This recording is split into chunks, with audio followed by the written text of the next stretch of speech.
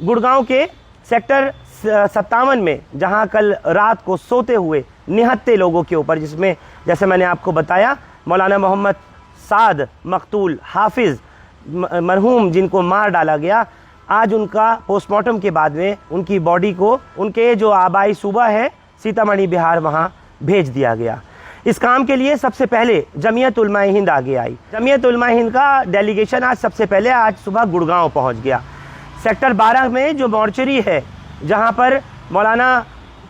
पर मकतूल हाफिज़ मौलाना मोहम्मद साद की लाश थी, पोस्टमार्टम के बाद में जमीयत ने अपने पैसे से एक एम्बुलेंस हायर करवाई और दिल्ली से लेकर बिहार के सीतामढ़ी ज़िले तक के लिए उस एम्बुलेंस से मरहूम मौलाना की लाश को और उनके भाई को उससे रवाना किया। जो तस्वीरें आप लोग अपने स्क्रीन में देख रहे हैं, इसमें मौलाना हकीमुद्दीन कासमी बात कर रहे हैं शहीद मकतूल इमाम हाफिज़ मोहम्मद साद के भाई से। उसी मॉर्चरी में मौजूद हैं सेक्टर 12 में। बड़ा भाई उनका शादाब अमीनी, जिससे आप बात करते हुए देख रहे हैं हकीमुद्दीन कासमी साहब को।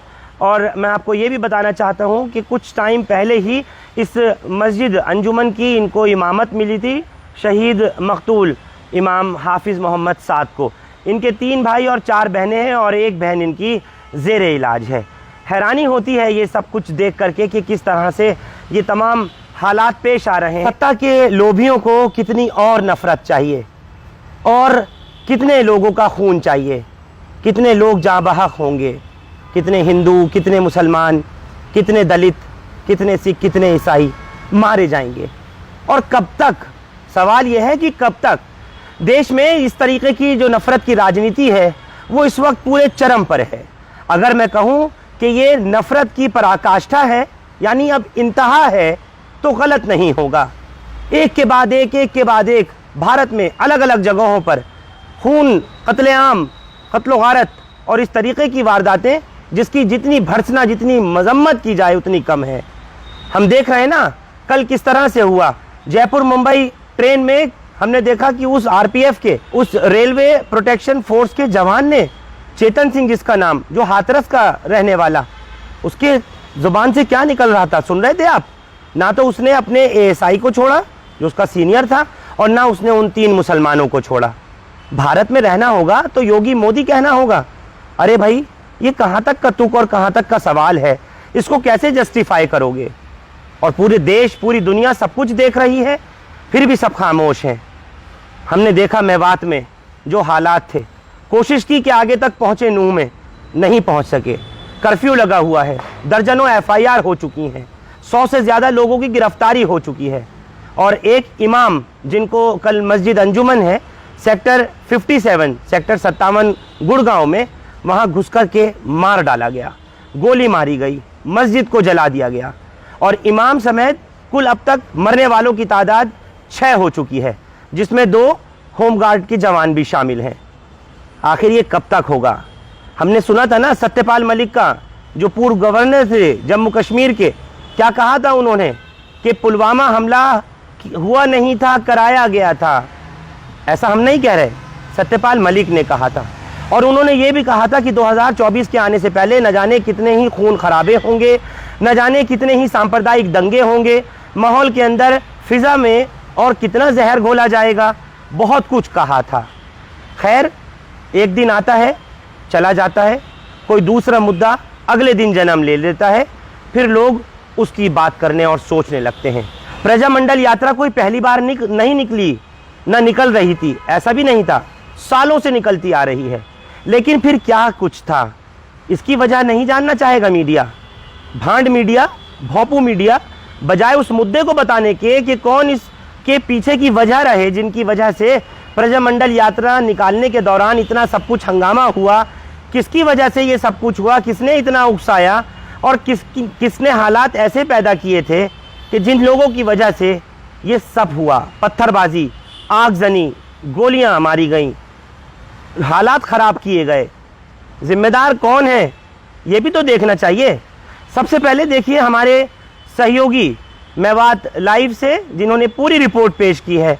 मैं चाहूँगा कि एक मर्तबा इस रिपोर्ट को आगे चलाने से पहले एक बार सुनिए ज़रा। मानेसर की वजह से मेवात में भड़की हिंसा।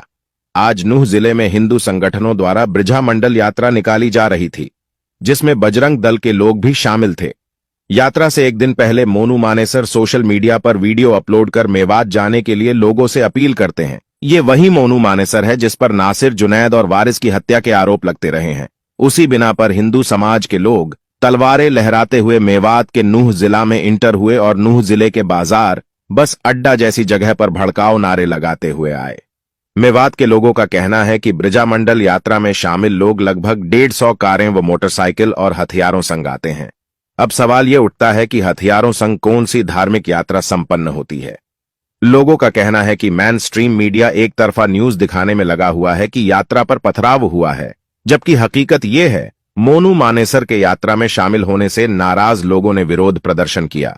इसी को लेकर दोनों पक्षों में पथराव हुआ, मेवात लाइव को मिली जानकारी के अनुसार 2 गुटों के बीच हुए पथराव में ब्रजा मंडल यात्रा में आए लोगों ने नूह में खड़ी हुई दर्जनों गाड़ियों को आग के हवाले कर दिया। वहीं बजरंग दल के कार्यकर्ता बिट्टू बजरंगी ने मेवात के लिए वीडियो के माध्यम से अपशब्द इस्तेमाल करके मेवात में माहौल खराब करने का काम किया। ये बताया नहीं और ये बोलेंगे कि बताया नहीं कि हम ससुराल आए और मुलाकात नहीं हुई, तो इसलिए हम पूरी लोकेशन देंगे। अभी हम पाली हैं और निकलेंगे धौस से ही। फूल माला तैयार रखना, कोई दिक्कत नहीं है। चीज आ रहे तुम्हारे? हाँ बिल्कुल। ये वही बिट्टू बजरंगी है जिसके खिलाफ धौज थाने में गाय लूटने के मामले में FIR दर्ज है। ब्रजा मंडल यात्राएं पहले भी मेवात में निकाली गई हैं, जो शांतिपूर्ण तरीके से संपूर्ण हुई हैं, लेकिन इस बार बजरंग दल के मोनू मानेसर ने मेवात का भाईचारा बिगाड़ने का काम किया है। मेवात एक शांति प्रिय इलाका रहा है। यहां पर हिंदू मुस्लिम भाईचारे की अपनी ही मिसाल रही है। बीते कुछ सालों में मेवात के बाहरी लोगों ने इस इलाके के भाईचारे को नष्ट करने की भरपूर कोशिश की है। हमारे मेवात के हिंदू भाइयों को सोचना होगा कि ऐसे बाहरी लोगों को ना आने दें। अगर यही चलता रहा है तो मेवात में भी हिंदू मुस्लिम के बीच दूरी की एक खाई बन जाएगी। यहां के मंदिरों में पूजा करने के लिए काफी हिंदू मौजूद हैं। बाहरी तत्व मंदिरों के भ्रमण की बात करके अपने एजेंडे में लगे हुए हैं। इन्हें पूजा से कुछ नहीं लेना है।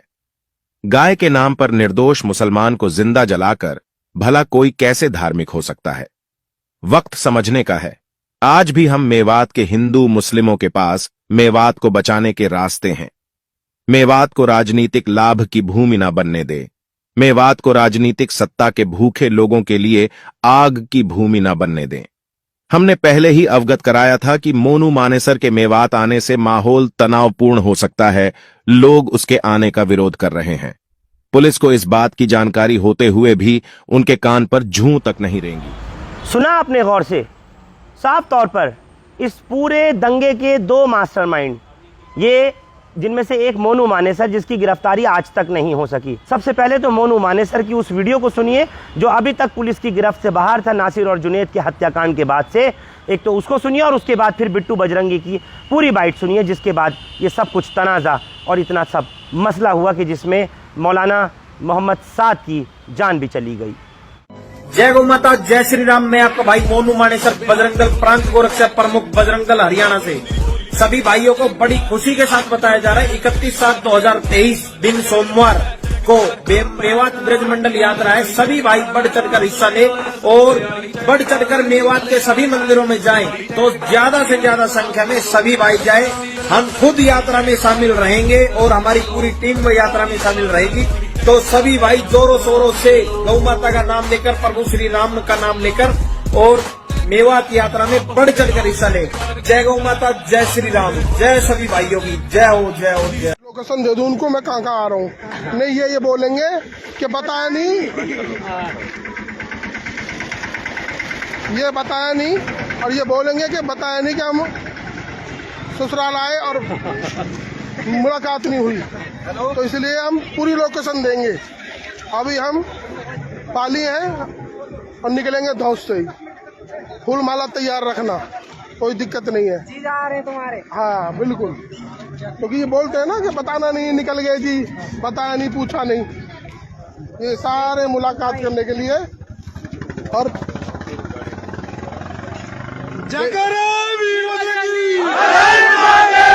150 गाड़ियां फुल सिस्टम। तो सुना आपने क्या कार्रवाई होनी चाहिए इनके खिलाफ में या नहीं होनी चाहिए? सवाल ये मैं आप पर छोड़ता हूँ। जिम्मेदारी और सवाल किया जाना चाहिए हुकूमत से, देश के प्रधानमंत्री नरेंद्र मोदी से, सबका साथ, सबका विकास, सबका विश्वास, सबका प्रयास का नारा देने वाले से, कि क्या ये वाकई सबका साथ है, सबका विश्वास है, सबका विकास है? आखिर ये है क्या? और अगर इसी तरीके से चलता रहा तो क्या भारत रह जाएगा? ऐसे कारनामे, ऐसे काम कि जिनमें हिंदू भी मारे जा रहे हैं, जिनमें मुसलमान भी मारे जा रहे हैं, जिनमें दलित, जिसमें सिख, जिसमें ईसाई भी मारे जा रहे हैं, अगर यही सब कुछ होगा तो क्या देश तरक्की कर सकता है? हम कहाँ पर हैं आज? मुल्क को आज़ाद हुए इतना वक्त हो गया, लेकिन आज ग़ुलामी से ज़्यादा कहीं बुरे हालात से गुज़र रहा है ये वक्त। जिस तरीके से ये तशद्दुद फैल रहा है, जैसे सांप्रदायिकता फैल रही है, ये कम्युनल राइट्स हो रहे हैं, क्यों हो रहे हैं? जिम्मेदारी किसकी है? पुलिस क्यों भाग खड़ी हुई थी और क्यों कुछ नहीं किया गया था मोनू मानेसर के ख़िलाफ़ में और उस बिट्टू बजरंगी के ख़िलाफ़ में? जैसे मैंने पहले भी कहा, करनी चाहिए थी ना कार्रवाई। इतने लोगों की जानें नहीं जाती अगर कार्रवाई पहले ही हो जाती। ना तो नासिर आ सकता वापस, ना जुनेद आ सकता, और ना वो लोग आ सकते जो इन दंगों की नज़र हुए, जिनका कत्लेआम हुआ, जो मारे जा चुके हैं, वापस नहीं आ सकते। लेकिन क्यों वो सज़ा उनको नहीं दी जानी चाहिए, मोनू मानेसर को और उस बिट्टू बजरंगी को, जिसने वीडियोज़ वायरल की, जिसने उकसाया, जिसने ये कहा कि दामाद आने वाले हैं तुम्हारे इलाके के अंदर, जिसने ये कहा कि हम पहुँचेंगे, हम दिखाएंगे आकर के, जिसने खुले तौर पर गौरक्षा के नाम पर जिंदा जलाया था नासिर और जुनेद को, जिन्हें आज तक इंसाफ नहीं मिल पाया। घर वाले भटक रहे हैं, दर दर की ठोकरें खा रहे हैं, नहीं इंसाफ मिल रहा और उनको चैलेंज किया जा रहा है। और जिस वक्त में यात्रा निकाली जा रही थी, नंगी तलवारें हाथ में लेकर, खुले वेपन्स हाथ में लेकर, हाथों में हथियार लिए हुए लोग, तो ये सब कुछ जिस तरीके से भी हुआ, हम उसकी निंदा करते हैं। नहीं होना चाहिए था, लेकिन उसकी जड़ को भी ज़रूर समझना चाहिए था। मेवात हरियाणा के 4 ज़िले हैं, जिसमें गुड़गांव, फरीदाबाद, पलवल और नूंह, इन चारों में कशीदगी बरकरार है। और अभी भी क्योंकि धारा 144 भी लगी हुई है, कई इलाके के अंदर कर्फ्यू भी लगा हुआ है, गिरफ्तारियां लगातार की जा रही हैं, 100 से ज़्यादा लोगों की गिरफ्तारी हो चुकी, लोग अपने घरों को भी छोड़ के चले गए, दहशत के मारे महिलाएं, बच्चे, बुजुर्ग छोड़ करके अपने घरों को एज इट इज़ चले गए, बिना ताले लगाए हुए। और कई लोगों ने तो पनाह ले रखी है कहीं जंगलों में, खेतों में, क्योंकि कुछ पता नहीं कि अब कानून का डंडा किस तरह से चलेगा, क्या पार्शियलिटी से, यानी एक तरफा कार्रवाई होगी, या फिर कार्रवाई जो है वो पूरी तरीके से निष्पक्षता से होगी, ट्रांसपेरेंसी के साथ होगी, ये भी सवाल बना हुआ है। रात के इस वक्त जब मैं आपको खबर दे रहा हूँ, अभी भी कई लोग हैं जो लगातार नूंह से, हरियाणा से हमारे टच में हैं, और मेरे साथ इस वक्त ऐसे भी लोग जुड़ रहे हैं जो खुद नूंह से हैं, हरियाणा से ही हैं, मेवात से। उनसे भी मैं आपकी बात कराना चाहता हूँ, उनके अपने परिजन किस हाल में हैं वो भी आप लोगों को लाइव सुनाना और बताना चाहता हूँ, जो अपने आप को बचाने के लिए उस पुलिस की लाठी डंडे और गोली से इस वक्त बचने के लिए खेतों में कहीं शरण लिए हुए हैं, कहीं छिपे हुए हैं, उनकी भी मैं आपसे बात कराना चाहता हूँ। उसके अलावा चाहे पलवल हो, चाहे सोहना हो, रिवाड़ी हो, मानेसर हो, हर तरफ कशीदगी बरकरार है, लगातार हूटर्स बज रहे हैं, पुलिस की गश्त बढ़ा दिया गया है, 20 कंपनियों से ज़्यादा सेंट्रल पैरामिलिट्री फोर्स की बुलाई गई और आज शाम को 5 और बुलाई गई। लगभग 25 सेंट्रल पैरामिलिट्री फोर्स की कंपनियां वहां पर नूंह में, मेवात के आसपास में, यानी इसी जगह पर फरीदाबाद में, गुड़गांव में, सब तरफ लगाई गई हैं।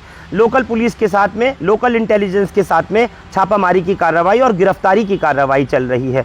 मेरे साथ इस वक्त में मौलाना शौकत अली जुड़ रहे हैं, जो कि नूंह मेवात से ही रहने वाले हैं, और साथ ही साबिर कासमी साहब भी जुड़ रहे हैं। मैं सबसे पहले आपसे पूछना चाहता हूं, अभी फ़िलहाल आपके घर के क्या हालात हैं, बात किससे हो रही है आपकी, और क्या कुछ अभी स्थिति चल रही है? गांव में हालात दहशत के हैं और लोग गांवों को छोड़ कर जंगलों में पनाह लिए हुए हैं।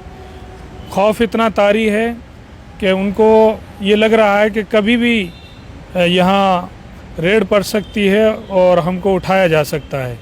लोगों को इधर उधर से जो खबरें मिल रही हैं, बड़ी तादाद में उनको उठा के ले जाया जा रहा है। उसी दहशत की वजह से मेवात के गाँवों में, ख़ास तौर से नूंह इलाके में इतनी दहशत है कि लोग गाँव को छोड़ कर जंगलों में पड़े हुए हैं। आपके अपने घर के जो लोग हैं, आपके अपने गांव के जो लोग हैं, वो भी अभी जंगलों में हैं, खेतों में हैं? हाँ, अभी मेरी उनसे थोड़ी देर पहले बात हुई थी, तो वो लोग गांव को छोड़कर जंगल में पड़े हुए हैं और ये कह रहे हैं कि हमें बहुत ज़्यादा खौफ है, डर है कि हमें कभी भी गांव में से उठा ना लिया जाए, इसलिए वो खौफ की वजह से जंगल में पड़े हुए हैं। जिन्होंने कुछ नहीं भी किया, जिन्होंने पत्थरबाजी और आगजनी नहीं भी की, वो भी डर रहे हैं क्या? सारे लोग डरे हुए हैं, जिनका कोई रोल नहीं है किसी भी तरह का। बस ये है कि भाई कभी हमको भी ना उठा के ले जाया जाए, इसलिए खौफ की वजह से, बस वो डर की वजह से गाँव को छोड़कर वहाँ पड़े हुए हैं जंगलों। क्या आपके कुछ लोगों से हमारी भी बात हो सकती है? लाइव हम लोग जुड़ सकते हैं, हमारे दर्शक भी सुन सकें उन लोगों से जो खेत में हैं, जो गांव में हैं। मैं अभी बात कराना चाहूँगा। उससे पहले मैं साबिर साहब, मैं चाहूँगा कि आप जो लोग आपके अपने रिश्तेदार या अपने जो भी लोग हैं, अगर कुछ बात करा सकें जो हमारी जनता सुन सके, आवाम सुन सके कि वो किस हालत में इस वक्त जंगलों में अपने को बचाए छुपाए हुए हैं खेतों में। साबिर कासमी साहब, मैं आपसे पूछना चाह रहा हूँ, ये सब कुछ कैसे हो गया हरियाणा में? क्या आपको लगता है ये कोई मुनज़्ज़म साजिश है, कोई प्लान तरीके से ये दंगे कराए गए हैं? क्या लगता है? देखिए, ये आप रहते कहाँ हैं वहाँ? मैं नूह के पास बड़कली एरिया नगीने के ब्लॉक से हूँ, ताल्लुक़ रखता हूँ। ये दरअसल ऐसे ही नहीं हो गया, पहले इसकी भूमिका बनी, चैलेंज दिए गए, वीडियो कॉल्स के वीडियो ऑडियो रिकॉर्ड करा के जो है नश्र की गई। और ख़ास तौर से यहाँ पर अगर ज़िक्र करें हम बिट्टू बजरंगी और उसकी पूरी गैंग, और इसी तरह मोनू मानेसर जो एक नहीं दो नहीं 3 मेवाती नौजवानों का हालिया महीनों का जो है दोषी है, 302 का कातिल है और मुजरिम है, और उसके दो रियासतों की पुलिस का वो मुजरिम है, हरियाणा राजस्थान की। वो इस तरह जो है वीडियो नश्र करता है, वीडियो जारी करता है और चैलेंज करता है। उस सब के बावजूद हम लोग पूरे ज़िला प्रशासन को इस हालात से आगाह करते हैं, मुतनब्बा करते हैं। एडिशनल एसपी मुस्तकिल जो प्रेस कॉन्फ्रेंस करती है 2 दिन पहले, और कहती है कि मोनू मानेसर नहीं आएगा। ये तमाम हालात धमाका खेल। ये बात किससे कही जा रही थी, मोनू मानेसर नहीं आएगा? मुस्लिम पक्ष से? ये एक जनरली जो प्रशासन की तरफ से जो एडिशनल एसपी है उनकी तरफ से प्रेस कॉन्फ्रेंस हुई और इस बात का खुलासा किया कि मोनू मानेसर नहीं आएगा। ठीक है, नहीं आएगा, लेकिन जिस तरह से उन्होंने चैलेंजिंग वीडियो जारी की और उससे जो हालात धमाका खेज़ हुए और लोगों में इश्तियाल और गुस्सा इस माने करता है कि वो मोनू मानेसर और उसकी पूरी गैंग कातिल है, जुनैद और नासिर की, और इसी तरह एक और तीसरे हुसैनपुर एक गांव है उस लड़के की, तो वारिस हुसैनपुर के कातिल हैं ये। तो ये इश्तियाल और नौजवानों में ख़ास तौर से इश्तियाल और गुस्सा इस बात को लेकर है कि जो सरकार का 302 का जो कातिल दोषी है वो गिरफ्तार होना चाहिए, उसको जो है सलाखों के पीछे होना चाहिए, ना कि वो नूह में और मेवात में आकर के यात्रा में शामिल हो, ना कि वो जी यही मैं कहना चाह रहा था। और वो इस तरह क्या सवाल ये है कि क्या मोनू मानेसर हरियाणा सरकार और राजस्थान सरकार और मरकज़ी सरकार से भी बड़ी चीज़ है, जो इस तरह अलग ऐलान जो वीडियो नशर करता है और मेवात के लिए चैलेंज करता है, और मेवात को लेकर वो इस तरह उसके जो है नफ़रत, उसके उस नफ़रत को सपोर्ट। देखिए, वो जितना बड़ा नफ़रती है उससे बड़ी सपोर्ट उसके लिए जो कारफरमा है, वो इस तरह जो हिम्मत उसने की है और इस तरह जो हालात को जो पूरे 3-4-7 ज़िले लगते हैं मेवात के, उस पर पूरे को जो है ये बनाया है, सब प्रशासन के सामने था, इंटेलिजेंस के सामने था, सरकार के सामने था। तो इसमें पूरे को अगर आप पूरे परिप्रेक्ष्य में देखिए, मंज़र और पस मंज़र को अगर आप देखेंगे तो पूरा सरकार का निज़ाम और इंतज़ामिया का फेलियर साबित होगा, क्योंकि ये सब सरकार देख रही थी, नोट कर रही थी, और ये हर दिन हालात कशीदा होते जा रहे थे। और ऐसे हालात में जब ये हालात सेंसिटिव होते जा रहे थे, संगीन होते जा रहे थे, हसासियत की तरफ थे, तो इसमें जाहिर सी बात है सरकार की जिम्मेदारी बनती कि सरकार ऐसे नफ़रती लोगों की रैली पर रोक लगाती या जो है ऐसे पुख्ता इंतज़ामात करती। अगर ऐसे कोई भी घटना घटे अचानक तो उस पर काबू पाया जाता। ये जो सब कुछ हुआ है ये बहुत बेहद अफसोसनाक है। यानी आपको ये लग रहा है कि इसके पीछे पूरी साजिश थी, इसी वजह से कि पर्याप्त मात्रा में पुलिस बल मौजूद नहीं था और जितने पुलिस के जवान वगैरह थे भी तो वो लाठी डंडे चलते ही पत्थरबाजी होते ही गायब हो गए, रफू चक्कर हो गए। अब मैं यानी हटाई गई पुलिस जानबूझकर, आपको लग रहा है? मैं इस हादसे से पहले दिल्ली के लिए आ रहा था अपने एक काम से, निजी काम से। तो जिस वक्त एक पहली बस आई थी तिरंगा पार्क के पास, तो वहाँ मैं देख रहा था सिर्फ और सिर्फ एक पुलिस वाला खड़ा, जहाँ पर ये जो है जहाँ से ये झगड़ा शुरू होता है। आप इससे अंदाज़ा लगाइए कि कितना ढीला ढाला पूरा सिस्टम था और सरकार के सामने पूरी, तो इस जाहिर सी बात हर समझदार समझेगा कि ये पूरा खेल क्या है। हर समझदार समझ रहा है कि ये पूरा खेल क्या है। आया सरकार की ये जिम्मेदारी थी कि इन तमाम धमाका खेज होते जा रहे दिन लम्हा ब लम्हा हालात पर उन पर जो है कबल अज़ वक्त पूरा जो है उसके लिए जो है तमाम तैयारी करती, तैयारी करती, काबू करते और वहाँ जिस तरह 25-25 आप बता रहे हैं कि मैं आपसे सुन रहा हूँ कि 25-25 एजेंसियाँ जो है अभी डाली गई हैं, कंपनियाँ डाली गई हैं। वो अगर वो पहले उनके आधी भी क्या कि उसमें तिहाई भी अगर वो डाल दी जाती तो ये इस तरह की कोई नौबत नहीं आती। अब जिस तरह ये 25-25 कंपनियां भेजी जा रही हैं, ये हालात ये इलाक़ा मेवात को दहशत ज़दा करने के अलावा कोई नहीं है। ये इस तरह जो हिम्मत दिखाई है लोगों ने वहाँ। लेकिन मनोहर लाल खट्टर जो आपके हरियाणा के मुख्यमंत्री हैं, उन्होंने साफ तौर पर जो आज अपनी वीडियो जारी की है उसमें कहा है कि ये जो सब कुछ हुआ है ये पत्थरबाजी और ये सारा कुछ कुल मिलाकर के मुसलमानों की जिम्मेदारी ठहरा दी उन्होंने। तो देखिए, मनोहर लाल खट्टर दिल के बड़े साफ़ हैं, अमन पसंद भी हम उसको जुज़वी तौर से कह सकते हैं। उनको गुमराह किया गया है। जो अगर वो उन्होंने ऐसा कहा है, वो ज़मीनी हक़ाइक़ हालात से सही मायने में उनको रोशनास नहीं कराया है, आगाह नहीं किया है। मनोहर साहब, हम पहले भी ऐसे हालात हुए, दोनों कम्युनिटी को बिठाया और दोनों कम्युनिटी को बिठाकर, ये पिछले 2 साल पहले की बात है, मेवात से हिंदुओं के पलायन के उन्वान पर एक जो एपिसोड चलाया गया। तरह के हालात हैं, उस हालात में ऐसा लग रहा है कि सरकार कहीं ना कहीं कमज़ोर नज़र आ रही है, बेबस नज़र आ रही है और बिट्टू बजरंगी और मोनू मानेसर की जो है दबंगाई हावी नज़र आ रही है। क्या हमारी साबिर कासमी साहब, आपके किसी ऐसे शख्स से बात हो सकती है जो हमें हालात बता सकें? लेकिन उससे पहले मैं अपने दर्शकों की बात ऐसे लोगों से कराना चाहता हूं, लाइव आपको सुनाना चाहता हूं हिंदुस्तान लाइव पर, जो अभी पनाह लिए हुए हैं खेतों के अंदर, जंगलों के अंदर, जो छिपे हुए हैं, जिनको डर है कि कहीं हमको रात को घेर कर उसी तरह से नहीं मार दिया जाए जैसे मौलाना मोहम्मद साद को। मैं चाहता हूं कि एक मरतबा बात कराई जाए, कोशिश करके। ये हम लोग कोशिश कर रहे हैं। मौलाना शौकत अली जो ये नूह के ही रहने वाले हैं और ये साबिर साहब हैं, ये भी साबिर कासमी, ये लोग सब नूह के ही रहने वाले हैं, हरियाणा के मेवात के।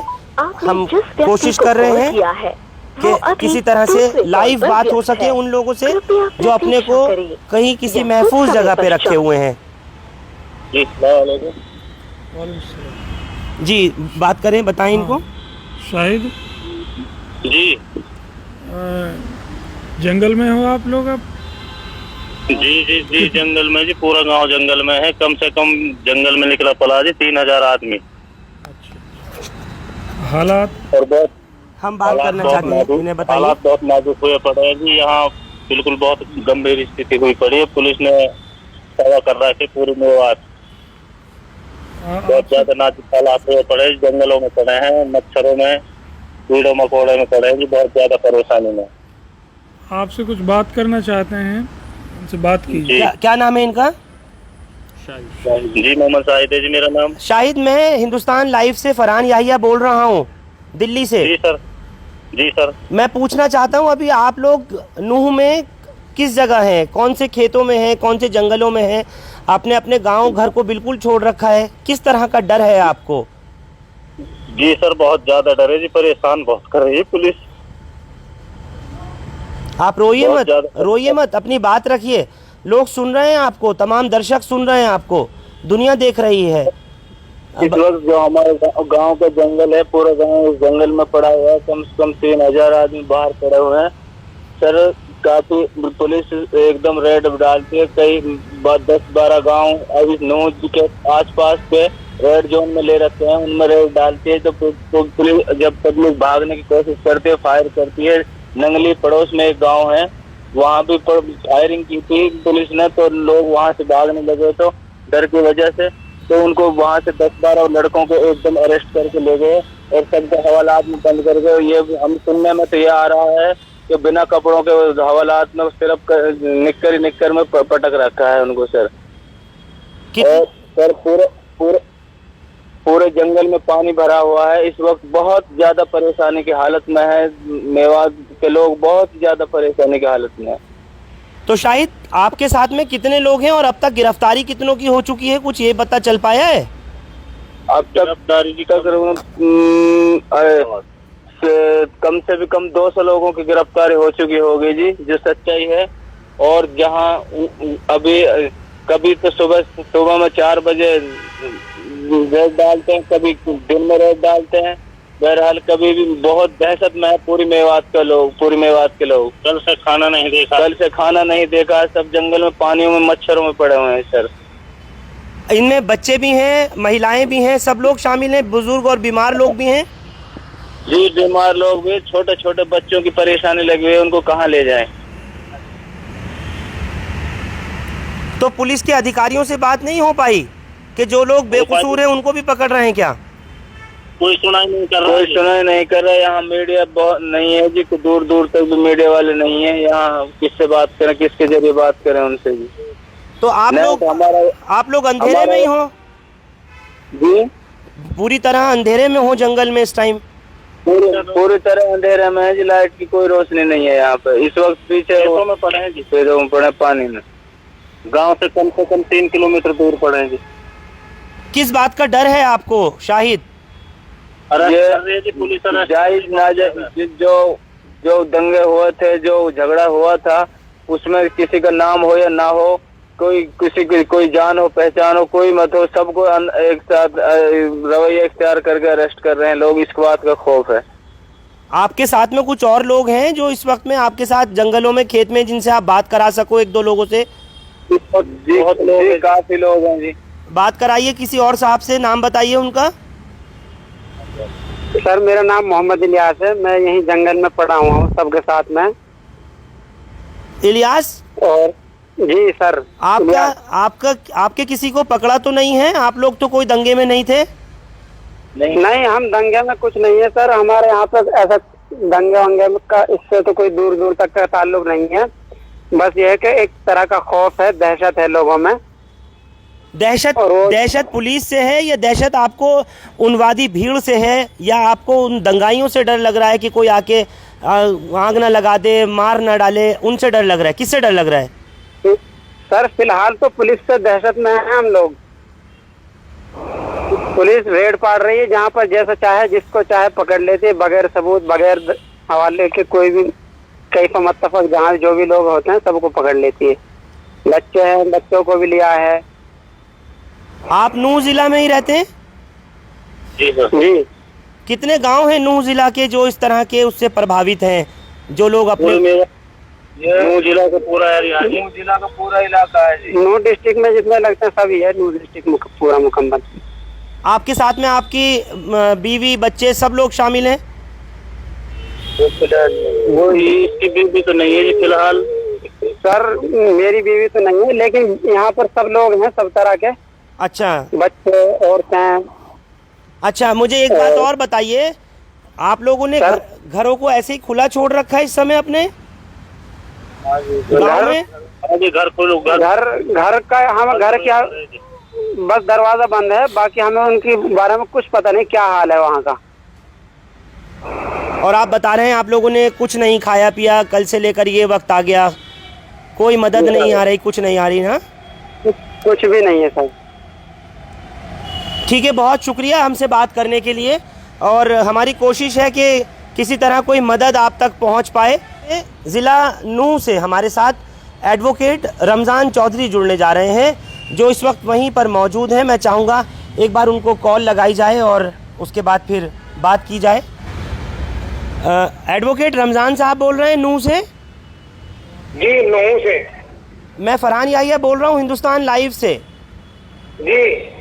आपसे हालात पूछना चाहता हूँ कि अभी तक क्या कुछ हो रहा है, क्योंकि ये बताया गया कि लोग बहुत दहशत में हैं।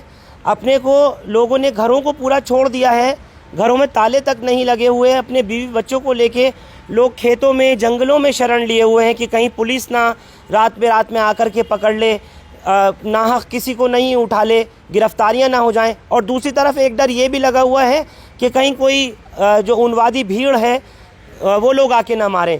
क्या माहौल है इस वक्त में एडवोकेट रमजान साहब? मैं समझता हूं कि उन्मादी भीड़ का डर नहीं है। इस वक्त यहाँ कोई परिंदा भी पर नहीं मार रहा है। पूरा सन्नाटा है मेवात जिले में, सड़कों पर, घरों में, कॉलोनियों में। ये एक बात बिल्कुल सही है कि जिस तरह से आज सर्च वारंट हुए हैं, कॉलोनियों में, गांव में छापे पड़े, बहुत सारी गिरफ्तारियां हुई है, हिरासत में लिए गए हैं, और कोई उनका पास पैमाना नहीं है इस बात का कि किसको पकड़ना है, किसको नहीं पकड़ना है। जो मिला, जैसे मिला, उसको पकड़कर उन्होंने बिठा रखा है। कुछ को वेरिफिकेशन के बाद छोड़ दिया है और कुछ को अभी भी जो है वो अब उसमें लिए हुए हैं। तो उस डर से कि कहीं हमारी गिरफ्तारी ना हो जाए, तो लोग यहाँ शहर से शहर भी छोड़ चुके हैं, और शहर, गांव, जो आसपास के गांव हैं उनको छोड़ चुके हैं। अफवाहों का बाजार गर्म है। कोई एम्बुलेंस भी निकलती है तो पुलिस आ गई, इस तरह की अफवाहें बनी हुई हैं। इस सिलसिले में जो है बहुत सारी अफवाहें तैर रही हैं, कुछ गलत है, कुछ सही है, लेकिन ये बात सही है कि लोग जंगलों में हैं, गांव छोड़ चुके हैं, कॉलोनी छोड़ चुके हैं, और यहाँ पर सन्नाटा पसरा हुआ। इस वक्त में एडवोकेट रमज़ान हमारे साथ में मौलाना शौकत अली हैं और साथ में उमर कासमी साहब भी मौजूद हैं, मैं जिनके ज़रिए आपसे बात कर रहा हूं हिंदुस्तान लाइव पर। मैं आपसे पूछना चाहता हूं अभी तक कितनी FIR हुई हैं और अब तक गिरफ्तारी कितनी हुई है एडवोकेट साहब? अभी पता एग्जैक्ट आंकड़ा तो FIR का भी नहीं है, लेकिन 25 से 30 FIR का सुबह जिक्र कर रहे थे जब हम पुलिस कप्तान से बात कर रहे थे कि 25-30 FIR हो चुकी हैं यहाँ पर, और कुछ नगीना में हुई है, कुछ और दूसरी जगहों पर भी हुई होंगी, लेकिन अभी एग्जैक्ट आंकड़ा मुझे नहीं पता है। लेकिन और ना ही इस बात का कि कितने जो है गिरफ्तारी हुई है, इसका कोई आंकड़ा पुलिस ने कोई शेयर नहीं किया है मीडिया को भी, और ना किसी लीडर वगैरह को भी। तो एडवोकेट साहब एक चीज़ मुझे और बताइए, जो लोग इस वक्त में खेतों में हैं, जंगलों में हैं, उनके पास कोई खाने का, पानी का कोई इंतज़ाम नहीं है, तो ये क्या आप लोगों ने किसी तरीके की नागरिक सुरक्षा समिति, अमन कमेटी या कोई हिंदू मुस्लिम बरादरान की कोई मीटिंग प्रशासन के साथ हुई है कि किसी तरह से लोगों को मदद भी पहुंचाई जाए और राहत भी दी जाए, हालात सामान्य हो? जो जंगलों में लोग हैं वो ऐसे नहीं है कि परमानेंट जंगलों में हैं, वो तो एक दो अफवाह इधर उधर से आई हैं तो लोग जंगलों की तरफ निकल गए हैं, फिर वापस आ जाएंगे। मतलब ऐसा कोई नहीं है कि वो परमानेंट गांव छोड़कर जंगलों में जा बैठे हैं और वहां रह रहे हैं, ऐसा कुछ नहीं है। मतलब अफवाहें हैं, अफवाहों का बाजार गर्म है, और जैसे ही कोई एम्बुलेंस या कोई लाल बत्ती की गाड़ी देखते हैं या कोई रूमर सुनते हैं तो जंगलों की तरफ निकल जाते हैं, इस डर से कि कहीं ना गिरफ्तारी ना हो जाए, कहीं फंस ना जाए। और जो चूंकि आज जिस तरह से ये हिरासत में लिया गया है लोगों को आज सुबह से ही, और अब तक ये चीजें चलती रही हैं, तो उनसे दहशत है लोगों में कि कहीं हमारी गिरफ्तारी हो गई तो हम, जो पहले गिरफ्तार हो गया तो कोई वेरिफिकेशन का ऐसा नजरिया नहीं दिखता कि वेरिफिकेशन हो जाएगी, जो आ गया वो चला गया। और तो इसलिए हर आदमी गिरफ्तारी से बचना चाह रहा है, इसलिए वो एहतियाती बरत रहा है। उस एहतियाती में ही अपने घर जंगल छोड़, घर और गांव को छोड़ के वो इधर उधर हो रखे। एडवोकेट साहब, क्या कुछ ऐसा भी है कि आप जो बात बता रहे हैं, जो बेकसूर लोग हैं उनको वेरिफिकेशन के बाद में पुलिस छोड़ रही है? ऐसा तो नहीं है कि जो हाथ में आ रहा है बस वही गिरफ्तार होकर के अंदर जेल में जा रहा है, ऐसा तो नहीं है?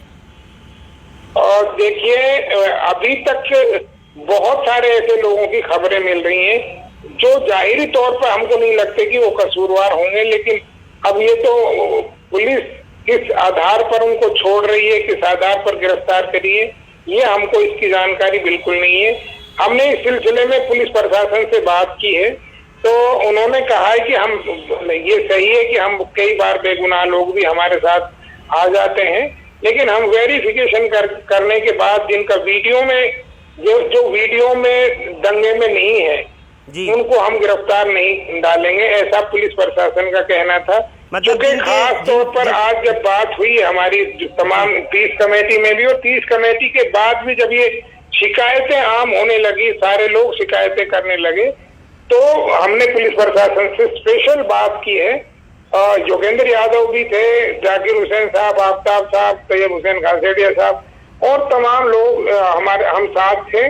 तो एक बड़ा डेलीगेशन भी मिला, अलग अलग भी मिले, तो उन्होंने यही कहा है कि हम किसी नाजायज आदमी की गिरफ्तारी नहीं डालेंगे। जो वीडियो में कहीं दिख पत्थर फेंकता हुआ या कोई बेजा हरकत करता हुआ दिखाई देगा तो उसकी हम गिरफ्तारी डालेंगे, ऐसे पुलिस कप्तान का कहना था। यानी जिन लोगों के खिलाफ कोई